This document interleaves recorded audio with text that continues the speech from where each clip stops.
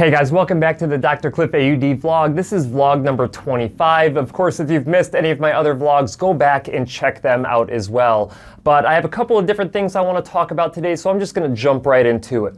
The first thing I want to talk about is the progress of the clinic, and I can't really share updates about that right now, but what I can tell you is I feel like we're going to start getting back on track here really soon, so I'll be able to provide you with more of those updates here in a few weeks, which is what I'm hoping. So stay tuned for that. I really feel like we're headed in the right direction with the new clinic. So that being said, the next thing I want to talk about is the infection rates here in Arizona with COVID.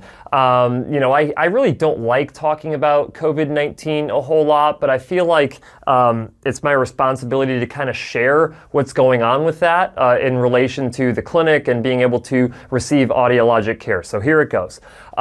If you've been watching the news to any degree in the past week, you would have noticed that Arizona has really, really high infection rates over the course of this last week, probably stemming from, Memorial Day or whatever. And then, of course, more testing, and regardless of what your belief is on if this is a big deal or not, whether it's a political thing or not, is really irrelevant. And what I mean by that is that when you get these reportedly high numbers, it leads to some individuals not wanting to come into the clinic. So regardless of if it's a big deal or not, what it really comes down to is, are people going to avoid audiologic care because they deem it to be too risky to come in and receive treatment?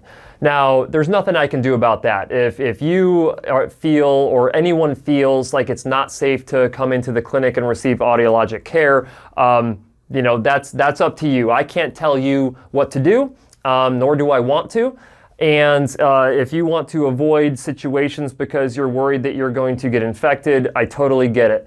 On the other hand, inside of the clinic, we've been very, very cautious on how we sanitize things. So we're doing a ton of sanitation. We're making sure to survey everybody who comes in to the building to ensure that they have not been exposed to COVID-19, that they themselves are not infected, that they're not running a fever, that they're not having symptoms. So all of these things, we're making sure of that, and everybody's wearing a mask. And my staff are even wearing masks outside of the clinic because we don't want them to get infected on the outside and bring that in with them, because if one person gets infected, we basically consider all of us infected, and then we're going to have to shut down the doors, which is something that we don't, or shut down the clinic, shut the doors, which is something that we don't want to do, of course. So because of these higher infection rates, I feel like it's important for me to share what we're going to do, and we're going to start doing more of the drop-off service, so not having as many people coming in the doors. We're still going to do the same sanitation that we've been doing, because we're literally wiping down everything with disinfectant and in between every single patient. And we're trying to limit how many people are in the building at any given time. So when someone shows up for an appointment, if they do have to come inside the building, they call, let us know that they're there, and then we literally go out or call them and tell them to come in and walk directly into one of our offices, so they're not kind of commingling in a reception area space. And then we try to limit movement inside of the clinic as well with every patient who comes in. So, it's just something, we just got to be precautious about it. And I get that people are sick and tired of wearing masks. Trust me, I am sick and tired of wearing a mask like this. It's great because you can see my mouth through this little clear window here. But at the end of the day, I talk a lot. Obviously, you guys know that. And when you talk a lot with this, it actually starts to build up condensation inside, even though it doesn't fog up. I mean, it's like literally just all of this hot air coming out of my mouth is creating like water inside of the mask, which is incredibly annoying and probably disgusting to look at if you're on the other side of my desk. So that being said, where do we go from here? I mean, if this COVID thing is just going to be a recurring theme and people are going to be scared of coming in, or, for whatever reason, we're not able to run clinic as normal,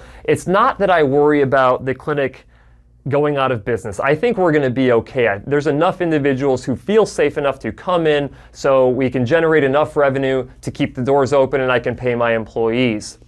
But the question becomes is for the sensitive populations, so the individuals who might have some respiratory issues, for some individuals who are on the older side to where if they got infected, it could be a life-threatening thing, or even more so of a life-threatening thing. What do we do with them, not just now, but into the future if this stuff keeps reoccurring? And that's what brings up this conversation of remote diagnostic testing and fitting of hearing devices. Do I feel like there's technology right now that exists that we could utilize to do a completely contactless testing and fitting sequence following best practices? I do not believe that that exists currently, but I think that we're starting to get on the right track. And I'm going to share a product from a company in this vlog that I think is on that right track and will eventually have a full service option to be able to do remote diagnostic testing. Now, here we go. I'm going to bring this into the frame here. This right here is at-home test kit by Clementine. Clementine Home is what it is. And it's in this nice little sturdy like Pelican case, this entire teleaudiology test kit. So it can either be shipped or delivered to a patient's home, and they can actually administer their own testing and then have a remote consultation with an audiologist. And the thing that's really cool here, and the argument that a lot of people would have against doing something like this would be that you can't do a couple of things. First off, you can't do visual otoscopy. Bone conduction testing is hard to do. Speech testing is something that's not even out there right now that's available to do completely remotely. So there are a couple drawbacks of this type of a test kit as of right now. But if any company is going to figure that stuff out, I think that this company is going to be one of them. Why? Because they're asking me for my input and asking me for what we would absolutely need to be able to have a comprehensive test kit that someone could use and that I would feel comfortable and that audiologists would feel comfortable using on individuals who cannot make it into a clinic or who are scared to come into a clinic because of COVID-19 or whatever other virus ends up hitting the scene. So you also have to worry about state laws as well. Certain states require certain tests be performed before hearing aids can actually be fit and dispensed, okay? Now, some states are more strict than others. I can tell you in the state of Arizona, it does require air conduction, bone conduction, speech testing, MCLs, UCLs, as well as having visual otoscopy to make sure that there's no obstructions inside of the ear canal. And this company, I think, is starting to head in the right direction. Why? Because I'm, to this point, unaware of any other company out there that actually does visual otoscopy, meaning looking inside of someone's ears. And this right here is their way of solving that problem. So this is something to where a patient gets this and they actually stick it, and it's asking me here to take a photo of my left ear. So I'm going to go ahead and put it inside of my left ear. And you can see that that's a pretty clear ear canal. I probably have some wax in there somewhere, just a very little bit. But, we can take a photo of the ear canal. So they take 3 photos of the ear canal, basically ensuring that you get a good visualization of it. Now it wants me to take images of my right ear. So, a little more earwax. And so this is really the point, right? Now that we can do visual otoscopy remotely, you can actually see if it's earwax causing the problem or if earwax would eventually lead to a problem, which is probably maybe the single biggest hang-up of purchasing hearing devices online when they have no clue if you have an obstruction inside of your ear canal that's causing the issues, or anything else for that matter, visualization of a cholesteatoma or exostosis, whatever the case may be. There's a lot of different ear conditions that you need to be able to see in order to diagnose. So let's take a few images. I'm going to make sure to get my earwax in there. So if I were sending this to an audiologist, they would be able to identify that. And other than that, my ear looks good. So we're going to continue on to the assessment.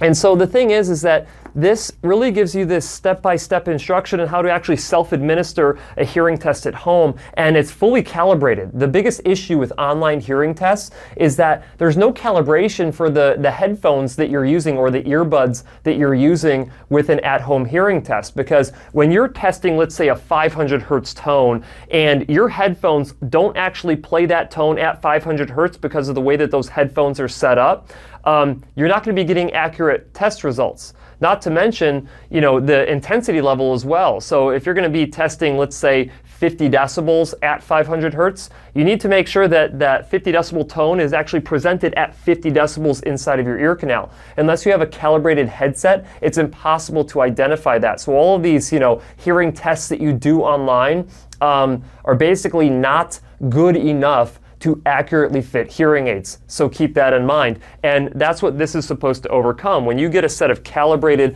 headphones inside of this kit, you can ensure that when you're taking this test, that a 50 decibel signal at a certain frequency will actually be 50 decibels when it's being presented to you. And then that goes for any other decibel level of presentation.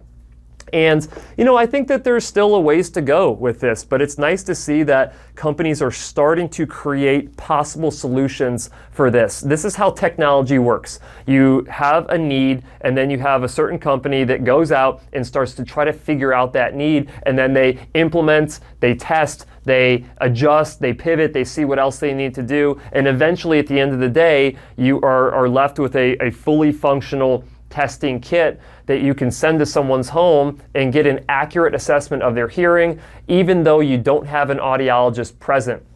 So this is pretty cool, and I think that, given the nature of what we've learned from the coronavirus pandemic, I think that things like this are really going to start popping up, and I think that certain companies are going to figure it out. And I tend to be on the front line of that, as with everything that I do. I love innovation. I think it's terrific. Anything that can provide a better experience or better care to someone with hearing loss, or better accessibility to someone with hearing loss, I am all about.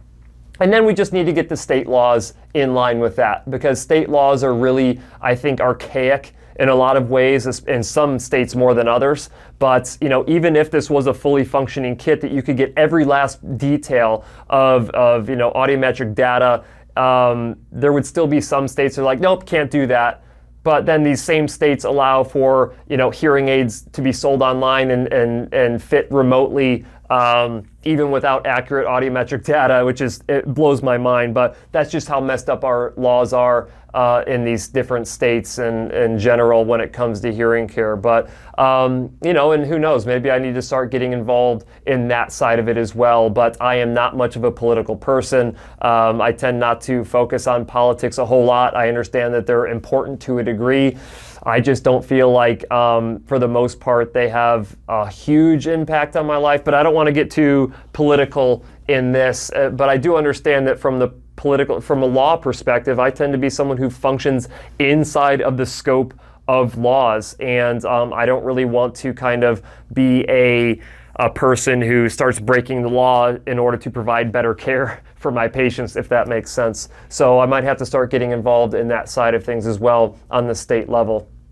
But with all that said, I think this is a good place to kind of end the vlog. I mean, I think that the point that I just wanted to get across here today is that, we're having to change the way that we do things. We're having to change the way that we think about things from a hearing care delivery perspective. And this is something that I think that we need to be having more talks about, because I don't want to get stuck in this mindset of just doing things the way that we've always done it just because.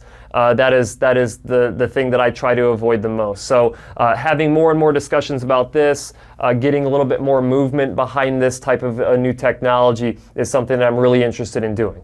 But that is it for this week's vlog. I've talked enough for you guys. Of course, make sure that you check out my other vlogs. Ashley wanted me to tell you that while she wasn't here today, she will be back. So leave any questions that you have for Ashley. If you missed that vlog, check out vlog number 24, because I have Ashley on that vlog with me. Other than that, though, I'll see you guys next week.